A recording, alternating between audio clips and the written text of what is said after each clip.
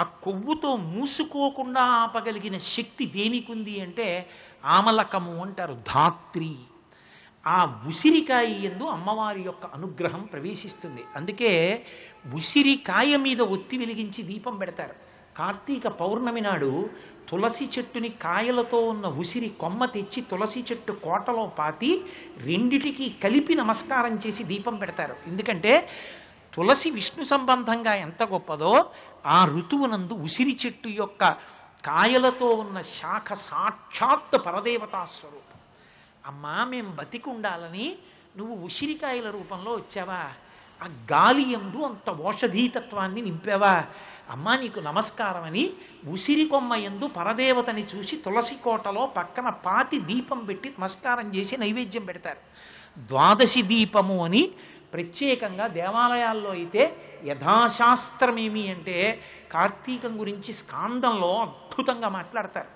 కార్తీక మాసంలో ప్రతి విష్ణువాలయమునందు కూడా తులసి బృందావనం ఉంటుంది.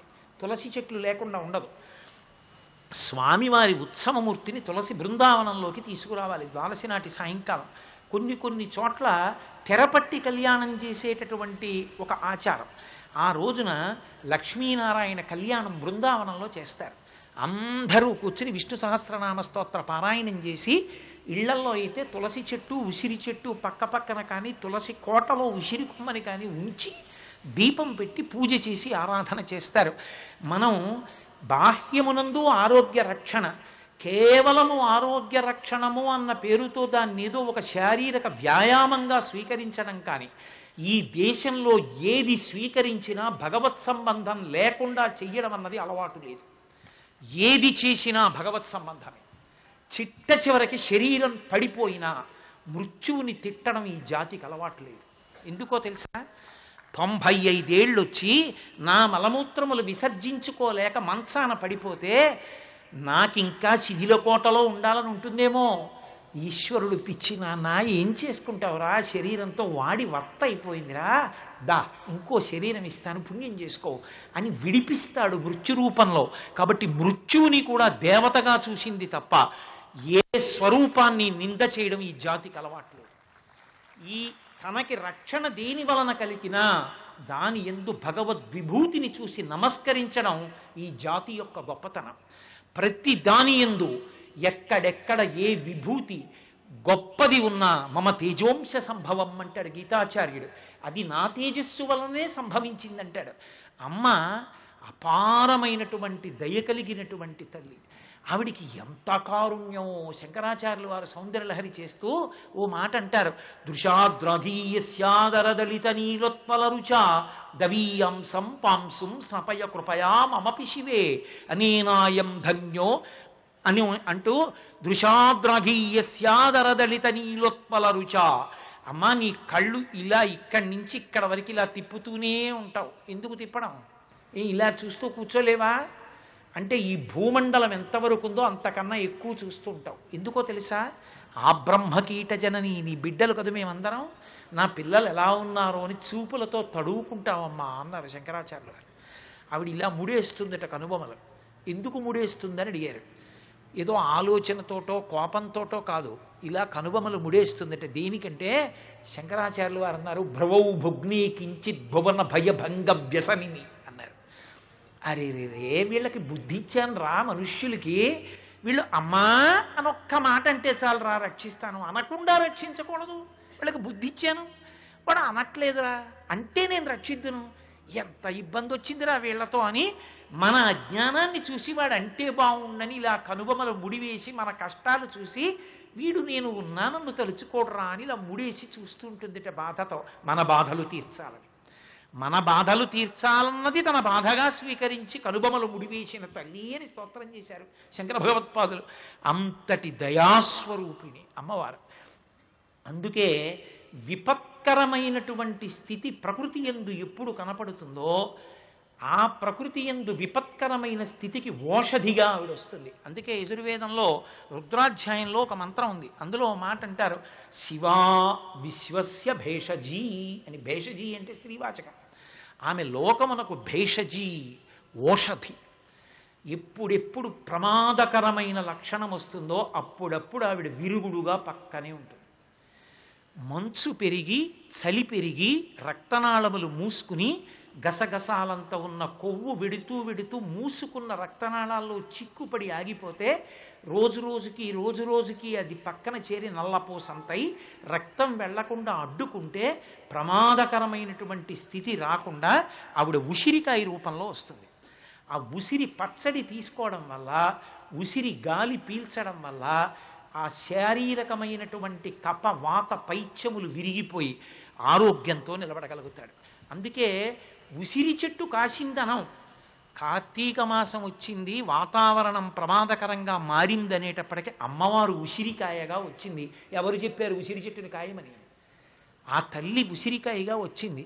అందుకే ఉసిరి చెట్టుకి పూజ చేయడం, ఉసిరి కొమ్మకి పూజ చేయడం అన్నది అంత ప్రధానమైంది. కార్తీక మాసంలో వనభోజనము అని చేస్తారు. వనభోజనము అన్న మాటకి యథార్థానికి అర్థం ఏంటంటే, వనం అన్న మాటని అమరకోశం వ్యాఖ్యానం చేసింది. వనం అంటే అందరూ అరణ్యమును ప్రేమించి కూడుట. వనానికి వెళ్ళి సంతోషంతో ప్రహృష్టవదనాలతో వెళ్ళాలి. ఏదో అన్నం ఒక్కటి తినేయడానికి వెళ్ళిపోమని చెప్పలేదు.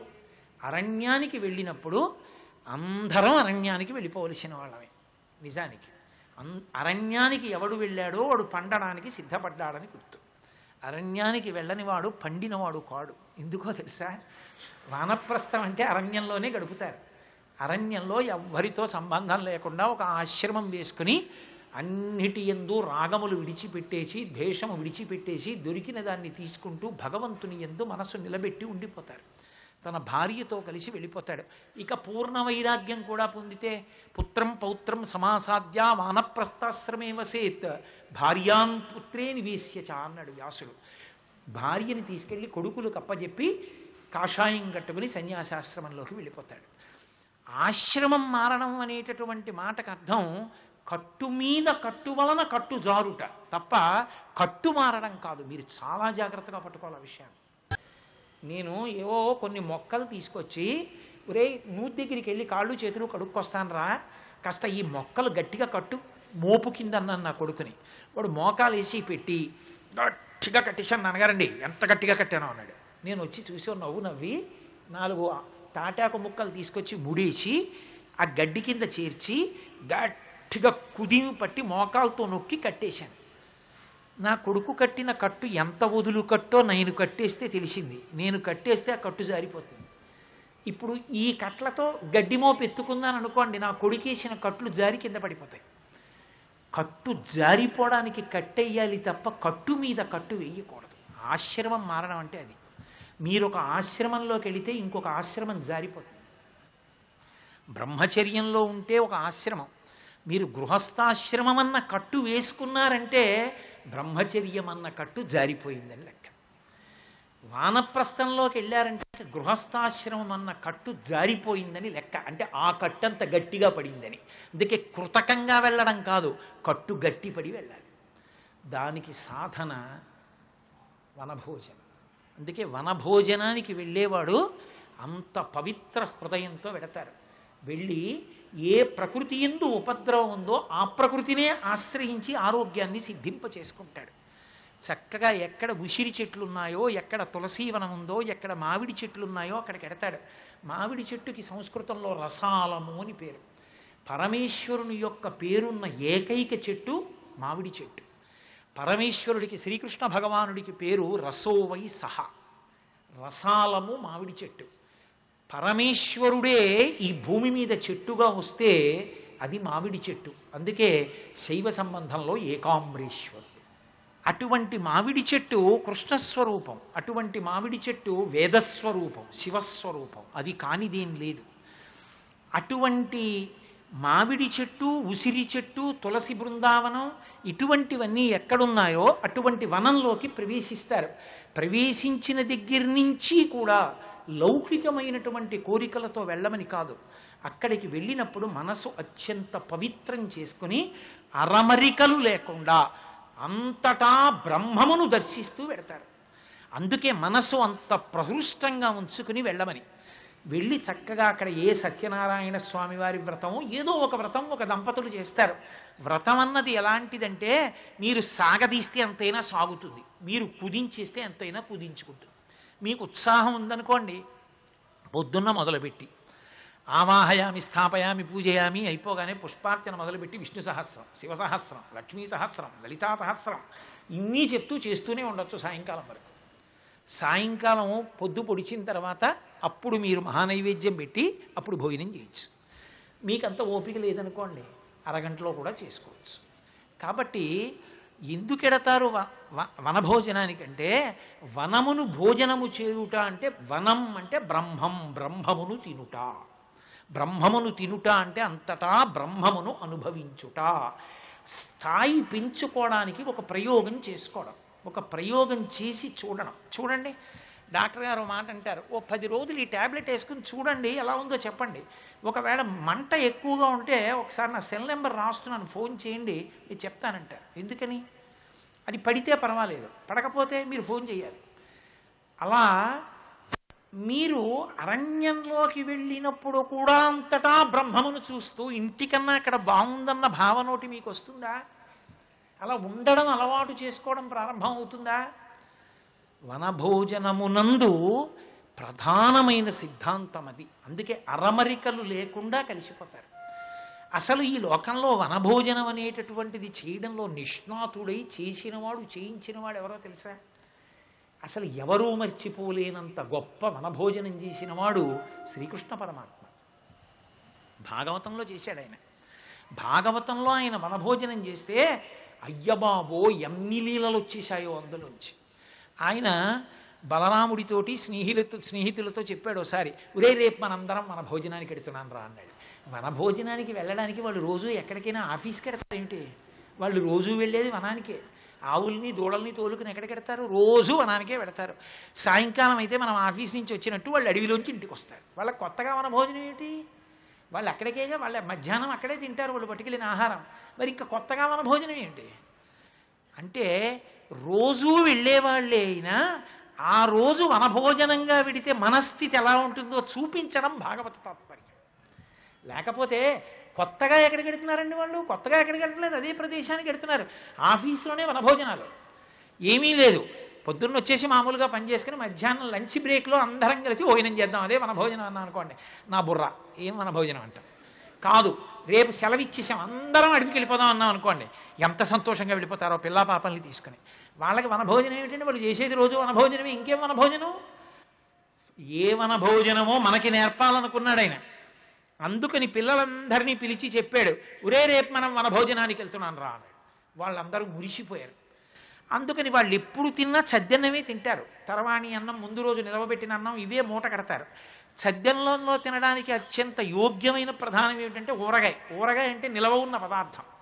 అది ఉప్పు కారం నూనె బాగా దట్టించి రజోగుణ సంబంధంగా ఉంటుంది.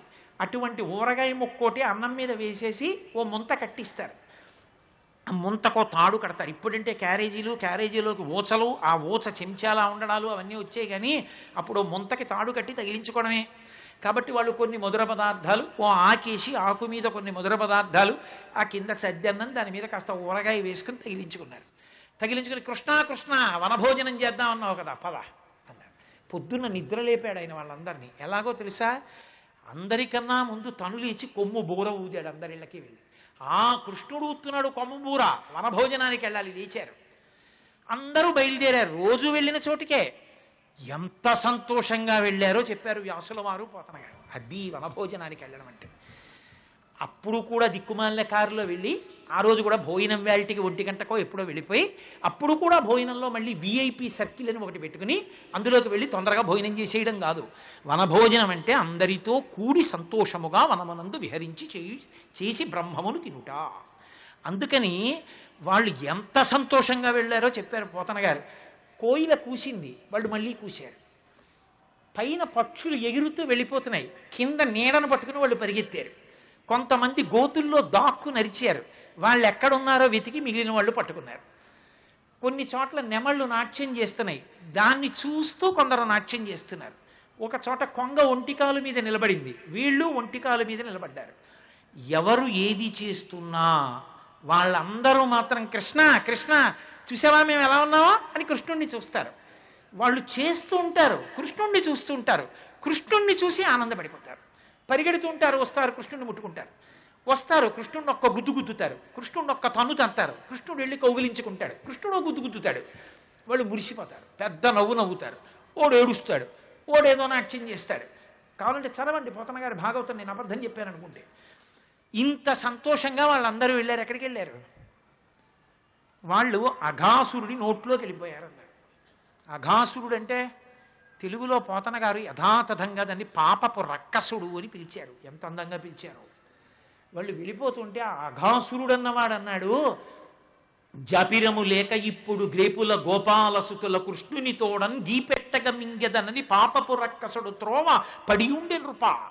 ఆ పాపపు రక్కసుడు పడుకున్నాడు. పాపం ఎప్పుడెప్పుడు మనని గ్రసిద్దామా అని చూస్తుంది, మనతో పాపం చేయించి. పాపం చేయడం అంటే ఏమిటండి? ఈశ్వరుడు ఏదొద్దన్నాడో అది చేయడం. ఈశ్వరుడు ఏది చేయమన్నాడో అది చేయడం తేలిక. ఈశ్వరుడు ఏదొద్దన్నాడో అది చేయకుండా ఉండడం చాలా కష్టం. అయ్యా మీరు 6 గంటలకైనా స్నానం చేయండి అని నేను అన్నాను అనుకోండి, చేయడం పెద్ద కష్టం కాదు, చేసేస్తారు. అయ్యా మీరు నిద్ర లేచేటప్పుడు మాత్రం మీకు పాము గుర్తు రాకూడదు సుమా అన్నాను అనుకోండి, వీడు అసాధ్యం కోలా గుర్తు రాకూడదు అన్నాడు, ఇదే గుర్తొచ్చిందిరా అంటాడు. ఏది వద్దంటామో అది చెయ్యాలి, అది చూడాలనే కుతూహలం ఉంటుంది. పాపము అంటే తేలిక మాటలో చెప్పాలంటే నిషిద్ధ కర్మ ఆచరించుట. దానివల్ల ఈశ్వరుడికి దూరంగా జరిగిపోతాం. పరమభక్తి భగవంతుని యందుండి అది తప్పని తెలియక పాపంలోకి వెడుతున్న వాడిని కూడా ఈశ్వరుడు వెనక వచ్చి రక్షిస్తాడు. అందుకే వాళ్ళు అఘాసురుడి నోట్లోకి వెళ్ళిపోయారు. కొండ చిలవ రూపంలో పడుకున్నాడు. వాళ్ళు వెళ్ళిపోతుంటే ఓడు అన్నాడు, రే ఇది ఏమిటో అరణ్యం అనుకుని సొరంగం అనుకుని మనం వచ్చేస్తున్నాం, ఎర్రగా ఉందిరా, నాలికలా ఉంది, కొండ చిలవ దవడలా ఉంది, లోపల నుంచి దుర్వాసన వస్తోంది, వేడి పొగొస్తోంది, కొండ చిలవ నోట్లోకి పోతున్నామేమోరా మనం అన్నాడు. అంటే మిగిలిన వాళ్ళు అన్నారు, బకుని చంపిన కృష్ణుడండు మనకున్ పామంచు చింతింపనీటికి రాపోదము దాటిగాక ఇది కౌటిల్యంబుతో మింగుడున్ బకు వెంటంచను కృష్ణు చేతయనచున్ దుర్వార్తలై పోవగం. వాళ్ళు ఏమిట్రా ఇది కొండ చిలవ కొండ చిలవ కొండ చిలవ అఘాసురుడు చంపేస్తాడంట ఏమిట్రా, ఇలా బకుణ్ణి కృష్ణుడు చంపలా, నిజంగా వీడు అఘాసురుడు అయితే కృష్ణుడు చంపేస్తాడు, మనకెందుకు, మన వెనక పరమేశ్వరుడు ఉన్నాడు పదండి అన్నారు. వాళ్ళకి పరమేశ్వరుడు తెలియదు, కృష్ణుడు ఉన్నాడంతే. వెళ్ళిపోయారు వాళ్ళు. అరే వీళ్ళు నా మీద నమ్మకంతో వెళ్ళిపోయారు రా, కృష్ణుడు వెళ్ళాడు, గుటుక్కుని మింగేశాడు అఘాసురుడు, వాళ్ళు చచ్చిపోయారు. ఇప్పుడు ఈయన్ని చంపేద్దాం అనుకున్నాడు, నిలువుగా అగ్నిస్తంభంలా నిలబడ్డాడు, అఘాసురుడు చచ్చిపోయాడు. ఆయన తేజస్సు కృష్ణుని యందు ప్రవేశించింది. మృతకళేబరాల్ని చూశాడు గోపాల బాలురావు, తన కారుణ్య దృక్కుల చేత బ్రతికించాడు. అసలు ఈశ్వరుడు చేసే పనంతా చూపులతోనే ఉంటుంది. అందుకే కదా పోతన గారు భాగవతాన్ని ప్రారంభం చేస్తూ శ్రీకైవల్య పదంబు చేరుటకు నై చింతించదన్ లోకరక్షైకారంభకు భక్తపాలన కళా సంరంభకున్ దానవోద్రేక స్తంభకు కేళిలోల విలస దృగ్జాల సంభూత నానా కంజాత భవాండ కుంభకు మహానందాంగనా డింబకున్ అంటారు. కేళిలోల విలస దృగ్జాల సంభూత నానా కంజాత భవాండ కుంభకు, తన చూపుల చేత బ్రహ్మాండములను సృష్టించగలిగిన వాడు. అటువంటి పరమాత్మ తన చూపుల చేత బ్రతికించాడు. వీళ్ళందరూ వనభోజనానికి వెళ్ళారు. ఏమిటి వనభోజనం అంటే, మిగిలిన రోజుల్లో ఎవడి ముంతవాడు తింటాడు. ఇప్పుడు వాళ్ళకి కృష్ణుడితో కలిసి ఆడుకుంటూ అంత ప్రహృష్టంగా తిరగడంలో అంత సంతోషంతో, వనభోజనం అంటే ఇవాళ అందరూ కలిసి కూర్చుని తింటారు. వాళ్ళు ఎవడికి ఆకలేసిందని చెట్టు కింద కూర్చుని ఎవడి ముంతవాడు తినడం, కృష్ణుడితో కలిసి తింటాం అందరం, అది వాళ్ళ సంతోషం. అది మనందరం కలిసి పరమాత్మ ప్రసాదం తింటాం, అందరం ఈశ్వరుడి బిడ్డలుగా మనందరం వసుధైవ కుటుంబకంగా తింటాం. ఇవాళ అన్న ఆనందంతో వెళ్ళాలి వనభోజనానికి. వీళ్ళందరూ వెళ్ళారు, వాళ్ళకి ఆకలేసిందా వాళ్ళకి తెలియలేదు, వాళ్ళు మరిచిపోయారు ఆకలి సంగతి, కృష్ణుడితో ఆడుకుంటున్నారంతే. కృష్ణుడు గమనించాడు వాళ్ళకి ఆకలేస్తుందని. ఆయన అన్నాడు, ఒరే మీకు ఆకలేయట్లేదురా, ఎండం రగ్గితి రాకటంబడితిరి ఇంకేలా విలంబింపగా రెండో బాలకులార చల్దిగుడువన్ రమ్యస్థలం బిక్కడి దండం లేగలు నీరు త్రాగి ఇరమందం పచ్చికల్ మేయుచున్ దండంబై విహరించుచుండ అమంద ప్రీతి భక్షింతమే. ఈ ఆవులన్నీ కూడా చక్కగా ఇదిగో పద్మసరోవరం ఉంది, గడ్డి తిని నీళ్లు తాగుతాయి, రెండిరా మనందరం కూర్చుని అన్నం తిందాం, ఆకలి ఇట్లేదురా మీకు అన్నాడు. కృష్ణ నువ్వంటే గుర్తొచ్చింది, ఆకలేస్తోంది కృష్ణ అన్నారు. వాళ్ళకి కృష్ణుణ్ణి చూస్తే సంతోషం. రండి కూర్చుందాం అన్నారు. వాళ్ళకి ఏం కావాలి? కృష్ణుడితో కలిసి తినడం కావాలి. కృష్ణుడితో కలిసి తినడం అంటే కృష్ణుడు ఓ ఇద్దరు గోపాల బాలకుల మధ్యలో కూర్చున్నారనుకోండి, ఆ పక్కన కూర్చున్నవాడికి ఎలా కనపడతాడు? ఇలా వంగి చూస్తూ తినాలి. ఇలా వంగి చూస్తూ తింటే పక్కవాడు ఏమంటాడు? వెంకటాచలంలో వెంకటేశ్వర స్వామి దర్శనానికి పిల్లాన్ని భుజాల మీద పెట్టుకుని వెళుతున్నవాడు ముందు ఎడుతుంటే, అయ్యా బాబా పిల్లాన్ని దింపబోయా కనపట్టలేదు స్వామి అన్నట్టే, ఏటా బాబు నువ్వే చూస్తే నాకేం కనపడతాడంటాడు. కాబట్టి ఎలా? అందుకని అసలు వాళ్ళు అడగకుండానే వాళ్ళ మనసు ఆయన గమనించాడు. జలజాంత స్థిత కర్ణికం తిరిగిరా సంఘంబులయ్యున్న రేకుల చందంబున కృష్ణుని తిరిగిరా కూర్చుండి వీక్షించుచున్ శిలలున్ పల్లవముల్ తృణంబుల్ లతం లతల్ చిక్కంబులు పువ్వులాకులు కంచంబులుగా భుజించిరచటం గోపర్భకుల్ భూవరా. ఇందులో తింటున్నాం ఏం తింటున్నాం కాదు, మధ్యలో కృష్ణుడు నించున్నాడు. తామర పువ్వు మధ్యలో దుద్దుల చుట్టూ రేకుల్లా పిల్లలు కూర్చున్నారు గుండ్రంగా. అందరూ కృష్ణుణ్ణి చూస్తున్నారు. కృష్ణ కృష్ణ ఇదిగో మా ఇంట్లో నువ్వు పిండి ఆవకాయ తెచ్చానాయా అన్నాడు. ఓడన్నాడు, కృష్ణ మా ఇంట్లో మాగాయ ఎంత బాగుంటుందో తెలుసా? 2 ఏళ్ల నాటి మాగాయ మా నాయనమ్మ పెట్టింది, ఇప్పటికీ ఎంత సువాసనో చూడని వాడు ముక్క నాకాడు. నాకి కృష్ణ పుచ్చుకో అని ఎడంచి ఇసుకలో వేసి ఇలా అందించాడు. పైగా వాళ్ళు తింటున్నది రాళ్ళు పువ్వులు ఆకులు ఇవన్నీ వేసుకు తింటున్నారు. కృష్ణుడు 33 కోట్ల మంది దేవతలు నిలబడిపోయారండి ఆ వనభోజనానికి. అది వనభోజనం అంటే. రంభాదులు నాట్యం చేశారు, అలా చెయ్యాలి వనభోజనం చేస్తే. గోపాల బాలుర్రా చెయ్యాలి అరమరికలు లేకుండా. ఎక్కడికి వెళ్ళినా అభిజాత్యాలు వెంట పెట్టుకుని వెడితే వనభోజనం ఏం చేస్తావు నీ బుర్ర? కాబట్టి అక్కడికి వెళ్ళి వాళ్ళందరూ కృష్ణుణ్ణి చూస్తున్నారు. ఆయన పరబ్రహ్మము రాశీభూతమై గోపాల బాలుడిగా తిరుగుతోంది. చూడదు అక్కడ బృందావనంలో అరణ్యంలో మధ్యలో నిలబడి గోపాల బాలులతో చల్దన్నం తింటోందయా. అంత వశమైంది అక్కడ. ఎంత సులభుడైపోయాడు చూడ సన్నివేశం అన్నారు. ఆయన వచ్చి చూశాడు, వాడు పరబ్రహ్మమా, చద్దన్నం తింటూ మాగాయ ముక్కలు తింటున్నవాడు, నేను నమ్మనన్నాడు అని అక్కడే ఉన్న ఆవులు దూడలు దాచేశాడు. వాళ్ళన్నారు పిల్లలు అకస్మాత్తుగా ఆవులు దూడలు కనపడలేదు, వాళ్ళ ఐశ్వర్యం అదే. కృష్ణ ఆవులు దూడలు లేవన్నారు. ఆయన అన్నాడు, రే మీరు తింటూ ఉండండి రా నేను చూసి వస్తానన్నాడు అని ఆ కొమ్ము బూర ఊత్తూ వెళ్ళాడు. ఆయన అట్టెళ్ళగానే పిల్లల్ని దాచేశాడు. కృష్ణుడు తిరిగి వచ్చాడు. తిరిగి వచ్చి ఆయనకి తెలియదు పరబ్రహ్మానికి. కళ్ళు మూసుకుని ఆలోచించాడు, ఊరైనా నా అభికమలంలోంచి పుట్టినవాడివి, నన్నే మాయ చేద్దాం అనుకుంటున్నావు? నీ మాయని మించిన పెనుమాయ నాది. నువ్వు పట్టుకుపోతే ఇప్పుడు నిన్ను మందలించడం ఎందుకురా? నీ సృష్టించలేను. ఇప్పుడు ఆ పిల్లల్ని ఆవుల్ని దూడల్ని నీ సృష్టించేస్తానన్నాడు. కరములు పదములున్ శిరంబుల్ లవనగ్నంబుల్ ముఖములున్ కన్నులు ముక్కులున్ శ్రవణముల్ దండనాంబర సగ్వేణు విషాన భూషణ వయో భాష గుణాఖ్యాన తత్పరతల్ విడ్వడకుండ దల్చి విబుడా వత్సర్భకాకారముల్. ఏ పిల్లలు ఎలా ఉంటారో అలా చేతి కర్రలు, వాళ్ళ చిక్కాలు, వాళ్ళ అన్నాలు, వాళ్ళ కంఠాలు, వాళ్ళ మాటలు, వాళ్ళ స్వభావాలు, నల్లనివాడు తెల్లనివాడు బక్కనివాడు మధ్యస్థం వాడు, లావుగా ఉండేవాడు పొట్టిగా ఉండేవాడు పొడుగ్గా ఉండేవాడు, ఎవడికి పుట్టుమచ్చలు ఎక్కడున్నాయో, ఎవడి ప్రేమ ఎలా ఉంటుందో, ఎవడేది తింటాడో, ఏ ఆవు ఎలా ఉంటుందో, ఏ దూడ ఎలా ఉంటుందో, ఏ మచ్చ ఎలా ఉంటుందో, ఎలా పాలిస్తుందో అలా మారిపోయాడు. అన్నీ కృష్ణుడే తోలుకుని ఇంటికి వెళ్ళిపోయాడు. తల్లిదండ్రుల దగ్గరికి వెళ్ళినప్పుడు ఒక్కొక్క పిల్లాడు ఒక్కొక్కలా ఉంటాడు. అలా ఉండద్దు. ఏ తల్లుల కేబాలకు లేతరగున తిరిగి ప్రీతి కలిగింతురుమున్న తల్లుల కాబాలకు లాతరగున ప్రీతి చేసి రమణీనాథ అన్నారు పోతనగా. ఒక్కొక్క పిల్లాడు అమ్మ దగ్గరికి వెళ్ళి ఒక్కొక్కలా ప్రవర్తిస్తాడు. ఎలా ప్రవర్తిస్తాడో అలాగే ప్రవర్తించి సంతోషపెట్టేశాడు. సర్వం శ్రీ ఉమామహేశ్వర పరబ్రహ్మార్పణమస్తు. స్వస్తి.